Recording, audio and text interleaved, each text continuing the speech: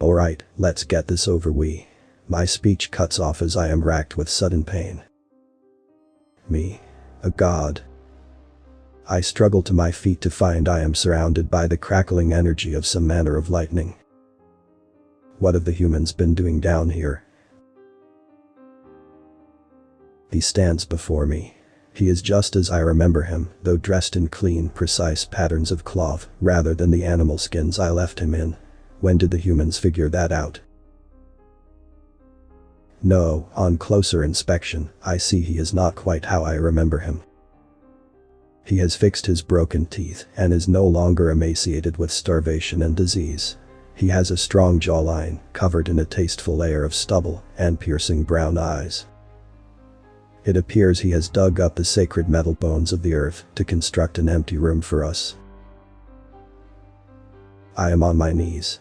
He stares down at me with a smug sort of smile from atop a metal chair. It is ornamented with colorful gemstones that shine with their own internal light. He laughs at me. I always knew you would return, Vidar. You will find I am not so helpless as before.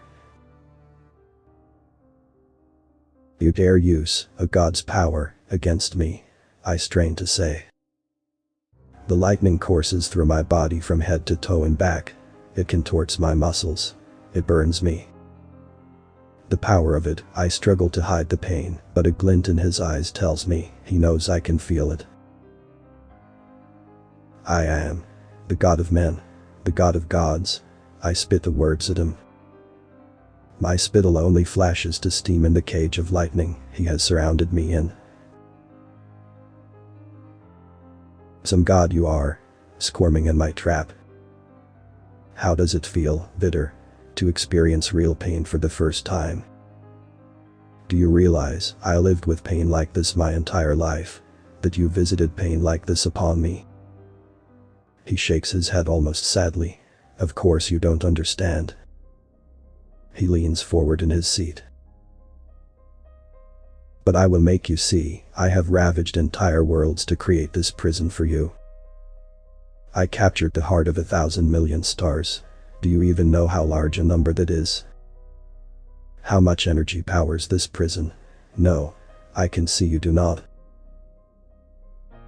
He laughs. And to think I feared it would still not be enough to contain you. I overestimated you. You seemed larger than life when you boiled the skies above and issued your curse upon me. Now you are so tiny. Here, let me offer some of the mercy you never granted me. He presses one of the colored gemstones on the arm of his chair, and the pain ravaging my mortal body lessens. I can stand now, and I do.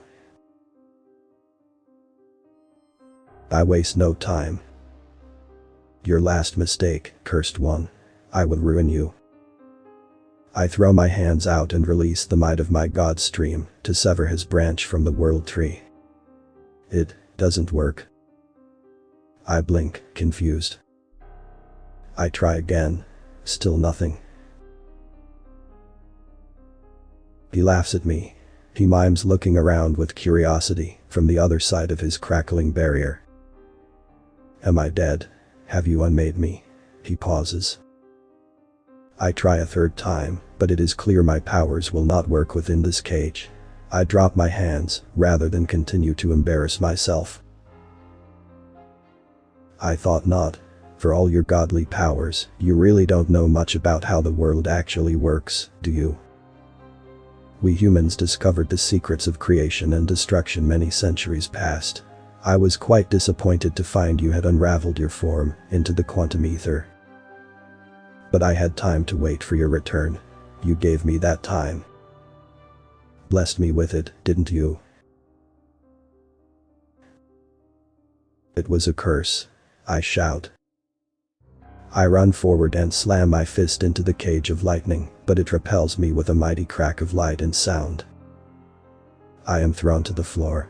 The hand I struck with is gone. I attempt to remake it, but it remains a blackened stump. I must not try that again. You cursed my name when the drought took your son. Me. Me who gave you the summer when you begged for an end to the long cold. You appreciated nothing. You deserve to languish in your mortal form, as a lesson to the others who would seek to defy me. Your punishment was righteous." My mortal tormentor cocks his head to the side. Was I supposed to be thankful? Thankful that your charities were as capricious as your torments? That you cared not for our suffering?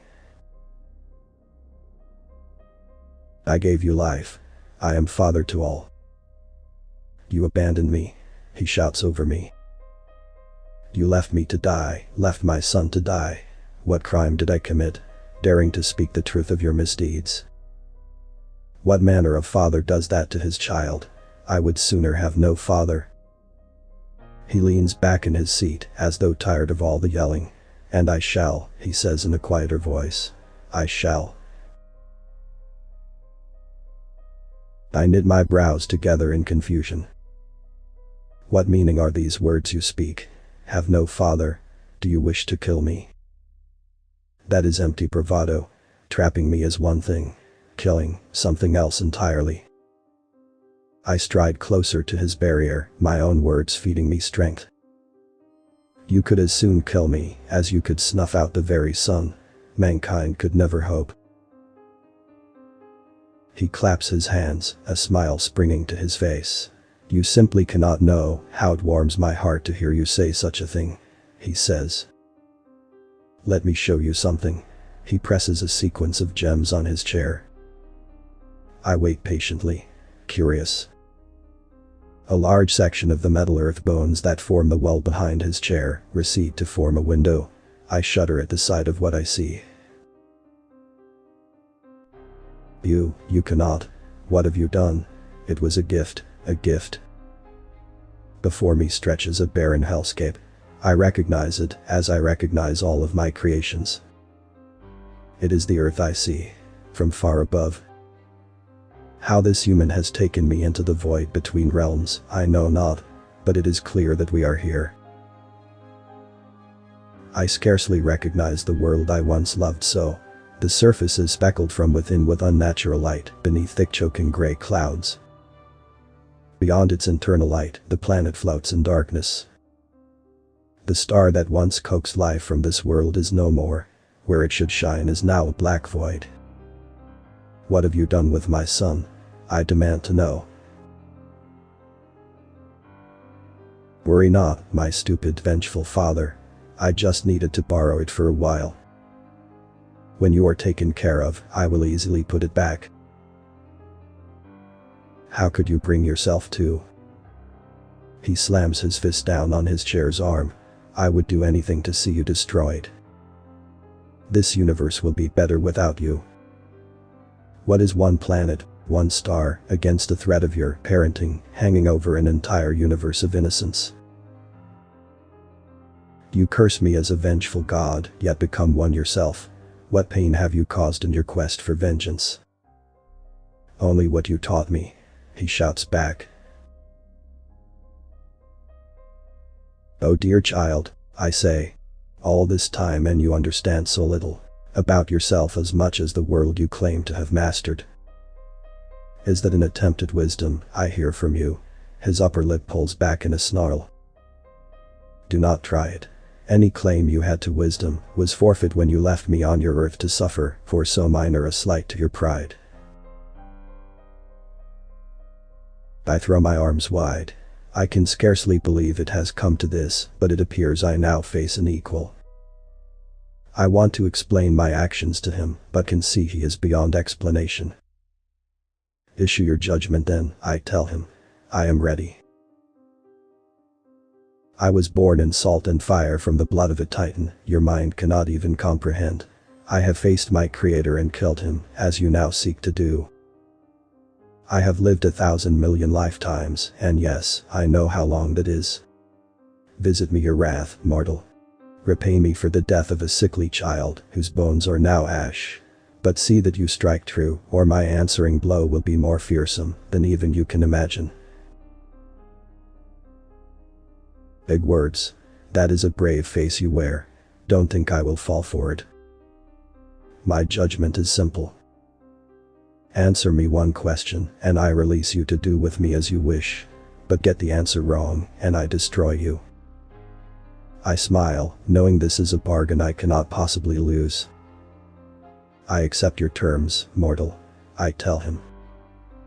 Yes, I thought you would. But you may notice that within my cage, you are cut off from the world tree. There will be no well of creation for you to gather knowledge of all things.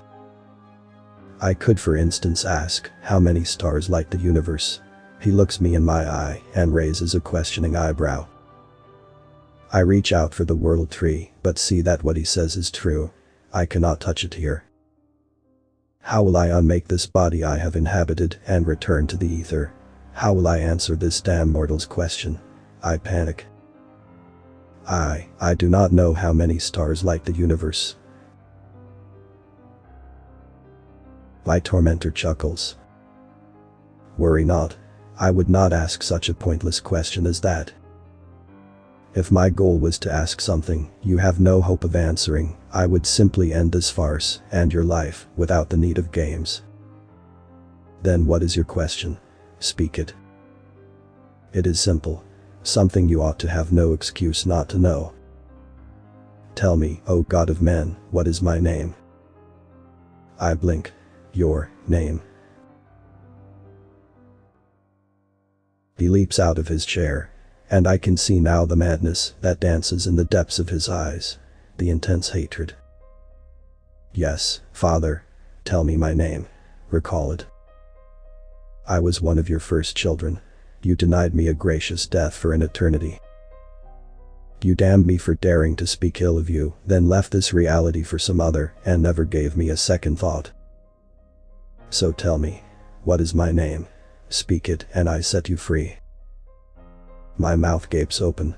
I close it slowly. I do not know. Author's name and link to original text is in the description.